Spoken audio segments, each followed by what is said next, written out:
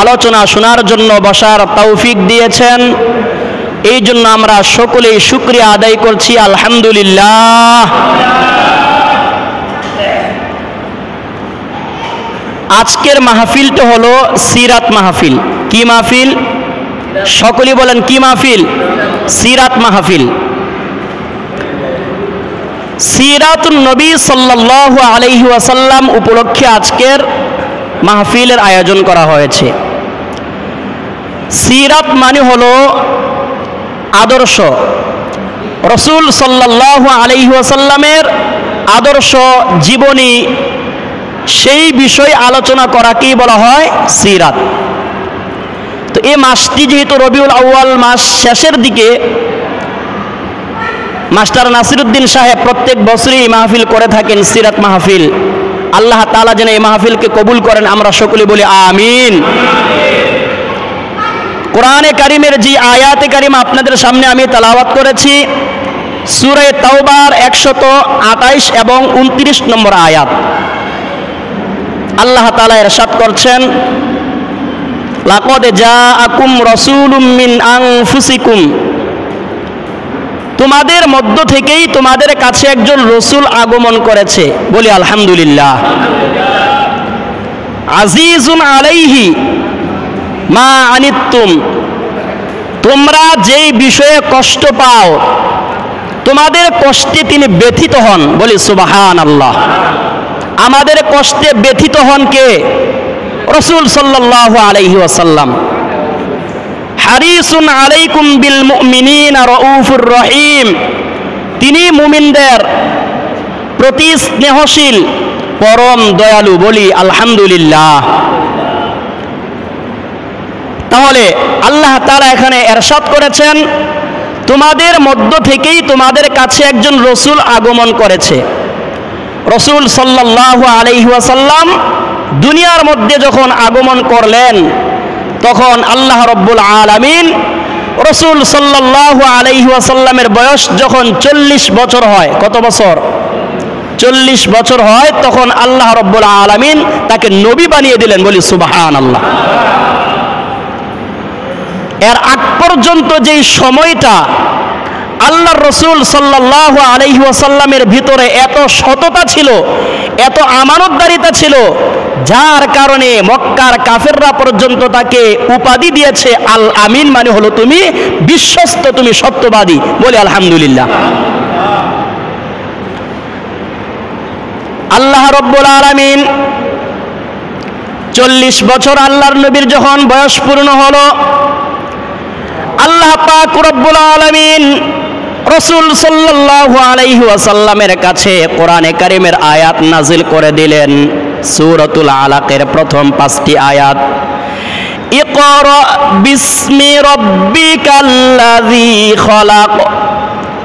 আল্লাহর নবী সাল্লাল্লাহু আলাইহি ওয়াসাল্লাম হেরা পর্বতের মধ্যে ধ্যান করতেন। কি করতেন? ধ্যান করতেন। একদিন ধ্যানকালে তিনি দেখতে পাচ্ছেন বিশাল একজন মানব আকৃতিতে তার কাছে আগমন করেছে। এসে তাকে জড়িয়ে ধরেছেন আর বলেছেন, ইকরা, তুমি পড়ো। রাসূল সাল্লাল্লাহু আলাইহি ওয়াসাল্লাম বলেছেন, মা আনা বিকারিন, আমি তো পড়তে জানি না। এরপরে জিবরাইল আলাইহিস সালাম তাকে বুকের মধ্যে চাপ দিয়ে আবারও ছেড়ে দিলেন, আবারও বললেন, ইকরা, তুমি পড়ো। রাসূল সাল্লাল্লাহু আলাইহি ওয়াসাল্লাম দ্বিতীয়বারও বলেছেন, মা আনা বিকারিন, আমি তো পড়তে জানি না। তৃতীয়বার হযরত জিবরাইল আলাইহিস সালাম তাকে বুকের মধ্যে চাপ দিয়ে বলেছেন, ইকরা বিসমি রাব্বিকাল্লাযী খলাক, পড়ো তোমার প্রভুর নামে যিনি সৃষ্টি করেছেন। তখন রাসূল সাল্লাল্লাহু আলাইহি ওয়াসাল্লাম হযরত জিবরাইল আলাইহিস সালামের সঙ্গে পড়তে শুরু করে দিলেন। সুবহানাল্লাহ। এরপরে যখন আল্লাহর নবী বাড়িতে আসলেন, আসার পরে তার স্ত্রী হযরত খাদিজা রাদিয়াল্লাহু তাআলা আনহাকে বললেন, জাম্মিলুনি জাম্মিলুনি, আমাকে কম্বল দিয়ে ঢেকে দাও। হযরত জিবরাইল আলাইহিস সালাম যখন তাকে চাপ দিলেন, প্রথম ওহী পাওয়ার পরে আল্লাহর নবী অসুস্থ হয়ে পড়লেন। এই জন্য বাড়িতে এসে বললেন, আমাকে চাদর দিয়ে ঢেকে ফেলো। হযরত খাদিজা রাদিয়াল্লাহু তাআলা আনহা তাকে চাদর দিয়ে ঢেকে ফেললেন। আল্লাহর নবী বললেন, ও খাদিজা খাদিজা, আমার কি হয়েছে? মনে হয় আমি মারা যাব, আমার যেন কেমন কেমন লাগতেছে। আল্লাহর নবী বলেছেন, আমাকে কোনো জিন আসর করছে কিনা বুঝতে পারতেছেন না। তখন হযরত খাদিজা রাদিয়াল্লাহু তাআলা আনহা তার চাচাতো ভাই ওয়ারাকা ইবনে নাওফেল, নাম কি? ওয়ারাকা। এই চাচাতো ভাই ওয়ারাকার কাছে নিয়ে গেলেন, দেখো তো তিনি কি বলেন। তখন ওয়ারাকা ইবনে নাওফেল বলছেন, তোমার কি হয়েছে? তখন রাসূল সাল্লাল্লাহু আলাইহি ওয়াসাল্লাম হেরা পর্বতে তার সঙ্গে যে সাক্ষাৎ হয়েছিল তার বিস্তারিত বর্ণনা দিলেন। আর ওয়ারাকা ছিল তাওরাত ইনজিলের একজন বড় আলেম। তিনি বুঝতে পারলেন তোমার সঙ্গে হেরা পর্বতে যিনি সাক্ষাৎ করেছেন তিনি দুনিয়ার কেউ নন, তিনি হলেন আল্লাহর পক্ষ থেকে ফেরেশতা জিবরাইল। বলি সুবহানাল্লাহ। হযরত রাসূল করিম সাল্লাল্লাহু আলাইহি ওয়াসাল্লাম যখন নবুয়তের দায়িত্ব পেলেন, আল্লাহর নবী 3 বছর গোপনে গোপনে ইসলামের দাওয়াত দিলেন। কয় বছর? 3 বছর। আল্লাহ রাব্বুল আলামিন বললেন, নবুয়তের দায়িত্ব পেয়েছো এখন, ইয়া আইয়ুহাল মুযাম্মিলু কুমিল লাইলা ইল্লা কলিলা। হে বস্ত্রাবৃত, তুমি উঠো, রাত্রিবেলায় তুমি নামাজ আদায় করো। কি করো? নামাজ আদায় করো। আমাদের 5 ওয়াক্ত নামাজ ফরজ হওয়ার আগে আল্লাহর নবীর উপর তাহাজ্জুদের নামাজ ফরজ ছিল। কি ছিল? ফরজ ছিল। আকিমিস সালাতা লিদুলুকিশ শামসি ইলা গাসাকিল লাইলি ওয়া কুরআনাল ফাজর ইন্না কুরআনাল ফাজরি কানা মাশহুদা ওয়া মিনাল লাইলি ফাতাহাজ্জাদ বিহি নাফিলাতাল লাক। আল্লাহর এই আয়াত যখন নাজিল হলো, আল্লাহ তাআলা জানিয়ে দিলেন তোমার উপর তাহাজ্জুদের নামাজ ফরজ, এটা তোমার জন্য অতিরিক্ত। নাফিলাতুল লাক, এটা তোমার জন্য কি হবে? অতিরিক্ত হবে। তোমাকে তো তোমার যে দায়িত্ব দেওয়া হয়েছে সে দায়িত্ব পালন করার জন্য তাহাজ্জুদের নামাজের চাইতে উত্তম কোনো ট্রেডিং হতে পারে না। আল্লাহ রাব্বুল আলামিন পরবর্তী আয়াতে জানিয়ে দিয়েছেন, আসা আইয়াবআসাকা রাব্বুকা মাকামাম মাহমুদা। আশা করা যায় তোমার প্রতিপালক তোমাকে সম্মানিত প্রশংসার জায়গা দান করবেন। বলি সুবহানাল্লাহ। মাকামে মাহমুদ দান করবেন। মাকামে মাহমুদ বলা হয় হাসরের ময়দানে সমস্ত মানুষগুলো যখন হযরত আদম আলাইহিস সালামের কাছে যাবে, সূর্যটা মাথার একেবারে কাছাকাছি চলে আসবে। মানুষের মাথার মগজগুলো নাকের ছিদ্র দিয়ে মুখের ছিদ্র দিয়ে পড়তে থাকবে। হাসরের ময়দানের এই যন্ত্রণা সহ্য করতে না পেরে সমস্ত মানুষগুলো হযরত আদম আলাইহিস সালামের কাছে গিয়ে বলবেন, আপনি আমাদের আদি পিতা, আল্লাহ রাব্বুল আলামিন আপনাকে আমাদের পিতা বানিয়েছেন। হাসরের ময়দানের যন্ত্রণা আমাদের আর সহ্য হচ্ছে না, আল্লাহর কাছে সুপারিশ করেন, আল্লাহ যেন বিচারের কাজটা শুরু করে দেন। হযরত আদম আলাইহিস সালাম বলবেন, আমার দ্বারা সম্ভব না, কারণ আল্লাহ রাব্বুল আলামিন আমাকে জান্নাতের বৃক্ষ থেকে ফল খাইতে নিষেধ করেছিলেন, আমি তো সেই ফল খেয়েছিলাম। আল্লাহ যদি বলে, আদম তুমি আমার হুকুম অমান্য করেছো, আমি তো ধরা খেয়ে যাব। তখন আমি পারবো না বলে দিবেন, আর বলেন তোমরা নূহর কাছে চলে যাও। দুনিয়ার সমস্ত মানুষগুলো হাসরের ময়দানে আদম আলাইহিস সালামের কাছ থেকে ফিরে নূহ নবীর কাছে চলে যাবেন। বলবেন, হে নূহ, আপনি আমাদের জন্য আল্লাহর কাছে সুপারিশ করেন, আল্লাহ যেন বিচারের কাজটা শুরু করে দেন। নূহ বলবে, আমিও পারবো না, তবে তোমরা ইব্রাহিম আলাইহিস সালামের কাছে চলে যাও। ইব্রাহিম আলাইহিস সালাম বলবেন, আমিও পারবো না, তোমরা মুসা আলাইহিস সালামের কাছে চলে যাও। মুসা আলাইহিস সালাম বলবেন, আমিও পারবো না, তোমরা ঈসা আলাইহিস সালামের কাছে চলে যাও। ঈসা আলাইহিস সালাম বলবেন, হাসরের ময়দানে কোনো নবীর কাছে তোমরা দৌড়ায় আজকে লাভ হবে না। তোমরা যদি সুপারিশ পেতে চাও, আল্লাহর কাছে কোনো আবদার গ্রহণ করাইতে চাও, তাহলে শেষ জামানার পয়গম্বর মুহাম্মাদুর রাসূলুল্লাহ সাল্লাল্লাহু আলাইহি ওয়াসাল্লামের কাছে চলে যাও। বলি সুবহানাল্লাহ। সমস্ত হাসরবাসী তখন আল্লাহর নবীর কাছে চলে যাবেন, আর আল্লাহ রাব্বুল আলামিনের কুদরতি পায়ের মধ্যে আল্লাহর নবী সেজদায় পড়ে থাকবেন, বলি সুবহানাল্লাহ। আল্লাহ তাআলা বলবেন, হে নবী ইরফা রাসাক, আপনি আপনার মাথা উঠান, সাল তু'তা, আপনি যা চাবেন আপনাকে তাই দেওয়া হবে। সুবহানাল্লাহ। আল্লাহর নবী তখন বলবেন, আল্লাহ আমার দুনিয়ার কোনো চাওয়া পাওয়া নাই, তুমি আমার হাসরবাসী উম্মতকে বাঁচাও, বলেন সুবহানাল্লাহ। সেই স্থানটাকে বলা হয় মাকামে মাহমুদ। আল্লাহ তাআলা বলেছেন, তুমি তাহাজ্জুদের নামাজ আদায় করো, তাহলে তোমার প্রতিপালক তোমাকে মাকামে মাহমুদ দান করবেন, বলি সুবহানাল্লাহ। রাসূল করিম সাল্লাল্লাহু আলাইহি ওয়াসাল্লাম দুনিয়ার মধ্যে ইসলামের দাওয়াত শুরু করলেন প্রথম 3 বছর গোপনে। কিভাবে? গোপনে আয়েশা হযরত খাদিজা রাদিয়াল্লাহু আনহাকে বললেন, ও খাদিজা, আল্লাহ পাক আমাকে নবী বানিয়েছেন, তুমি ইসলাম কবুল করো। হযরত খাদিজা 1 সেকেন্ড দেরি করে নাই, আর বললেন, অবশ্যই আপনি আল্লাহর নবী, আমাকে পড়ায়া দেন লা ইলাহা ইল্লাল্লাহু মুহাম্মাদুর রাসূলুল্লাহ। হযরত খাদিজা রাদিয়াল্লাহু আনহা ইসলাম কবুল করলেন। এরপরে আল্লাহর নবী তার বন্ধু হযরত আবু বকর, কে সবচাইতে ঘনিষ্ঠ বন্ধু, হযরত আবু বকর রাদিয়াল্লাহু তাআলা আনহুকে বললেন, আবু বকর, আল্লাহ পাক আমাকে নবী বানিয়েছেন, তুমি আমার উপর ঈমান আনো। হযরত আবু বকর রাদিয়াল্লাহু আনহু একটু দেরি করে নাই, তিনিও পড়ে নিলেন লা ইলাহা ইল্লাল্লাহু মুহাম্মাদুর রাসূলুল্লাহ। এইভাবে করে যারা তার একেবারেই কাছাকাছি মানুষ ছিলেন, তাদের মাঝে ইসলামের দাওয়াতি কাজ শুরু করলেন।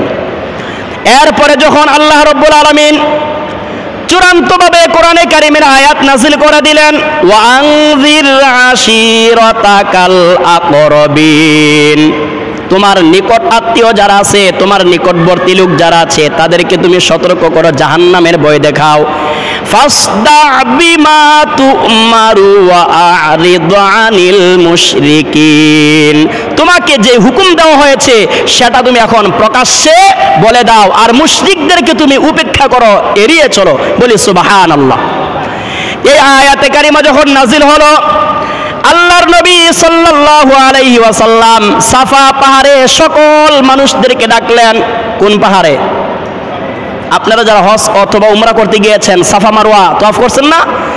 আল্লাহর নবী সাফা পাহাড়ে সকলকে ডাকলেন, ডেকে বলছেন, হে বনু হাশেম, হে বনু আব্দুল মুত্তালিব, তোমরা আমি যদি তোমাদেরকে বলি পাহাড়ের অপর পাশে, পাহাড়ের পেছন দিকে শত্রু বাহিনী তোমাদের জন্য অপেক্ষা করছে, সকালবেলা হলেই তোমাদের উপর আক্রমণ করবে, তোমরা কি এই কথাটা বিশ্বাস করো?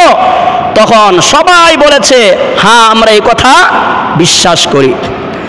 আল্লাহর নবী তখন বললেন, হে আমার বংশীয় লোকেরা, দুনিয়ার মধ্যে যত মানুষ আসবে, ইয়া আইয়ুহান নাস, হে মানব জাতি, কুলু লা ইলাহা ইল্লাল্লাহ তুফলিহু, তোমরা স্বীকার করে নাও আল্লাহ ছাড়া কোনো ইলাহ নাই, উপাস্য নাই, তাহলেই তোমরা সফল কাম হইবা, বলে সুবহানাল্লাহ। আল্লাহর নবী সাল্লাল্লাহু আলাইহি ওয়াসাল্লাম যখন এই ঘোষণা দিলেন, তোমরা স্বীকার করে নাও লা ইলাহা ইল্লাল্লাহ, আল্লাহ ছাড়া কোনো উপাস্য নাই, এই কথা যখন বললেন, তখন তার আপন চাচা আবু লাহাব একটা কঙ্কর অথবা পাথর নিয়ে আল্লাহর নবীর দিকে ঢিল মারলো, বলেন নাউজুবিল্লাহ। আর বললেন, তাব্বান লাকা ইয়া মুহাম্মদ, হে মুহাম্মদ তুমি ধ্বংস হয়ে যাও, বলেন নাউজুবিল্লাহ। আলিহাযা জামাতানা, এই জন্যই কি তুমি আমাদেরকে ডাকলে নাকি? এতদিন তো তুমি আমাদের কাছে আল আমিন ছিলা, বিশ্বস্ত ছিলা, এখন আমাদের বাপ দাদার ধর্মকে আমরা বাদ দিয়া কি তোমরা এক আল্লাহর উপাসনা করবো নাকি? আমাদের এত দেবদেবী, 360টা মূর্তি তখনও কাবা ঘরে, কয়টা? 360টা। এগুলোর উপাসনা কইরে তো আমরা শেষ করতে পারি না, আবার তুমি একজন উপাসনা করতে বলছো, এটা কিভাবে সম্ভব? যখন আবু লাহাব আল্লাহর নবীর দিকে কঙ্কর মারলেন, আল্লাহ রাব্বুল আলামিন ঘোষণা করে দিলেন, তাব্বাত ইয়াদা আবি লাহাবি ওয়া তাব, মা আগনা আনহু মালুহু ওয়া মা কাসাব। আল্লাহ তাআলা বলেন, তাব্বাত ইয়াদা আবি লাহাবি ওয়া তাব, আবুল আহাবের 2 হাত ধ্বংস করে দিলাম। বলেন সুবহানাল্লাহ। যেই হাত দিয়ে আল্লাহর নবীর দিকে কঙ্কর মেরেছে, ইট মেরেছে, ওই 2 হাত ধ্বংস হয়ে যাবে। ওয়াতাব্বা, এবং সে নিজেও ধ্বংস হবে। মা আগনা আনহু মালুহু ওয়া মা কাসাব, তার উপার্জিত সম্পদ তার কোনো কাজে আসবে না। এই আয়াত যখন নাজিল হলো, আবুল আহাবের স্ত্রী উম্মে জামিল, নাম কি? উম্মে জামিল, সে জানতে পারলো যে আমার স্বামীর বিরুদ্ধে কোরআনের আয়াত নাজিল হয়েছে ধ্বংস হওয়ার ব্যাপারে। তখন ফায়ার হয়ে আল্লাহর নবীকে মারার জন্য আসছে। আল্লাহর নবী হযরত আবু বকরের সঙ্গে কাবা ঘরের পাশে বসা। কোথায়? কাবা ঘরের পাশে। আর ওই দিক থেকে উম্মে জামিল রাগান্বিত অবস্থায় আসছে আল্লাহর নবীকে মারার জন্য, কিন্তু আল্লাহর নবীকে চোখে দেখে না। সুবহানাল্লাহ বলেন। এসে বলছেন, আবু বকর, তোমার বন্ধু আজকে কোথায়? তার আল্লাহ নাকি আমাদের বিরুদ্ধে কোরআনে কারিমের আয়াত নাজিল করছে, তারা মারার জন্য আসছি। বলেন নাউজুবিল্লাহ। আবু বকর রাদিয়াল্লাহু আনহু চিন্তা করলেন, আমার পাশেই তো আল্লাহর নবী বসা, অথচ সে কি করে না? আল্লাহর নবীকে দেখে না। সে যেহেতু দেখে না, আমি বইলা লাভ কি? সুবহানাল্লাহ বলেন। উম্মে জামিল যখন চলে গেল, হযরত আবু বকর রাদিয়াল্লাহু তাআলা আনহু বলছেন, ইয়া রাসূলুল্লাহ, একটু আগেই তো আপনার চাচি আইছে আপনাকে মারার জন্য, আপনাকে তো দেখলো না, ব্যাপারটা কি? আল্লাহর নবী বলেছেন, আল্লাহ তাআলা কোরআনে কারিমে জানিয়ে দিয়েছেন, ওয়া ইযা ক্বরাতাল কুরআনা জাআলনা বাইনাকা ওয়া বাইনাল্লাযীনা লা ইউমিনুনা বিল আখিরাতি হিজাবাম মাসতুরা। আল্লাহ তাআলা বলেন, তুমি যখন কোরআন পাঠ করো, তোমার মাঝে এবং যারা পরকালে বিশ্বাস করে না, আল্লাহকে বিশ্বাস করে না, তাদের মাঝে আমি একটা দেয়াল তৈরি করে দেই। সুবহানাল্লাহ বলেন। এই জন্য আল্লাহর নবী যখন মক্কার মাঝে দাওয়াতি কাজ করতেছেন, 13টা বছর পর্যন্ত আল্লাহর নবী নির্যাতিত হইলেন। কয়টা বছর? সবাই বলেন কয় বছর? 13টি বছর নির্যাতিত হলেন। কোনদিন বলেন নাই তোমাদেরকে ছাইরা আমি মক্কা ছেড়ে অন্য এলাকায় চলে যাব। কারণ তিনি চাচ্ছেন যতই নির্যাতনের শিকার হই না কেন, কাবা ঘরের মহাব্বত আল্লাহর নবী ভুলতে পারেন না। সাহাবায়ে কেরামের উপর নির্যাতন যখন বেশি হয়ে গেল, আল্লাহর নবী হযরত জাফর রাদিয়াল্লাহু তাআলা আনহুর নেতৃত্বে কিছু লোক পাঠিয়ে দিলেন আবিসিনিয়া হিজরত করার জন্য, তোমরা ওইখানে চলে যাও। তখন আবিসিনিয়ায় যখন তারা চলে গেল, হাবশায় যাওয়ার পরে মক্কার লোকেরা আবার 2 জন লোক পাঠাইলো, তাদেরকে ধইরা নিয়ে আসো, মারার জন্য তাদেরকে ধইরা নিয়ে আসো। মক্কার 2 জন লোক বাদশা নাজাশির কাছে গিয়ে বলছে, আমাদের এলাকার কিছু ধর্মান্তরিত লোক আমাদের নিজেদের ধর্ম ত্যাগ করে আপনার দেশে চলে আসছে, এরা অনেক খারাপ মানুষ, তাদেরকে আমার সঙ্গে পাঠিয়ে দেন। বাদশা নাজাশি চিন্তা করলেন, ব্যাপারটা কি? তোমাদের এলাকার লোক আমার দেশে চলে আসছে, আবার তোমরা নেওয়ার জন্য আসছো, কারণটা কি? একটু যাচাই করি। এরপরের দিন সবাইকে ডাকলেন যারা মক্কা থেকে হিজরত করে গিয়েছিলেন, আর তাদের নেতৃত্ব দিয়েছিলেন হযরত জাফর ইবনে আবি তালিব রাদিয়াল্লাহু আনহু। হযরত জাফর রাদিয়াল্লাহু তাআলা আনহুকে ডাকলেন। বাদশা নাজাশি ডাকার পরে বলছে, ব্যাপার কি? তোমরা কোন ধর্ম গ্রহণ করলা? আবার তোমাদের এলাকার লোকেরাই তো আমার কাছে আসছে তোমাদেরকে নেওয়ার জন্য। হযরত জাফর রাদিয়াল্লাহু তাআলা আনহু দাঁড়িয়ে বলছেন, হে বাদশা নামদার, আমরা এমন এক ধর্মে ছিলাম, ইন্না কুন্না আহলা জাহিলিয়াতিন, আমরা ছিলাম মূর্খ জাতি। আল্লাহ পাক আমাদের উপর দয়া করেছেন, অনুগ্রহ করেছেন, আমাদের মধ্য থেকে আল্লাহ পাক একজন নবী পাঠিয়েছেন। বলি সুবহানাল্লাহ। সেই নবীর মিশনটা কি? তিনি কি কাজ করতে বলেন? তিনি বলেন, তোমরা আত্মীয়তার সম্পর্ক বজায় রাখবে, মানুষের হক নষ্ট করবে না, মানুষের সাথে সদাচার করবে, এইরকম ভালো ভালো কাজ করার জন্য আমাদেরকে আদেশ করেন। আর এই আদেশগুলো যখন আমরা পালন করি, তখন তারা আমাদেরকে নির্যাতন করে, এই নির্যাতন সহ্য করতে না পেরে আল্লাহর নবী কষ্ট পেয়ে আমাদেরকে আপনার দেশের মধ্যে হিজরত করতে পাঠিয়েছেন। তখন বাদশা নাজাশি বললেন, তোমাদের সঙ্গে কি যেই ধর্ম প্রচার করো তার কোনো গ্রন্থ আছে?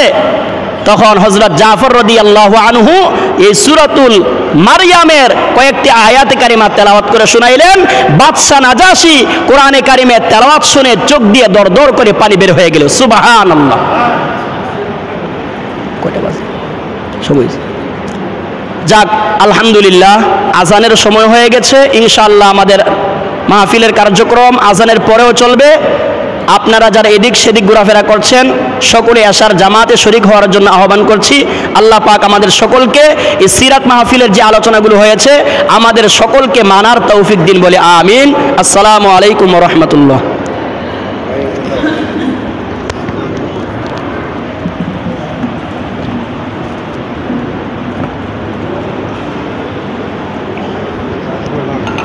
Danke.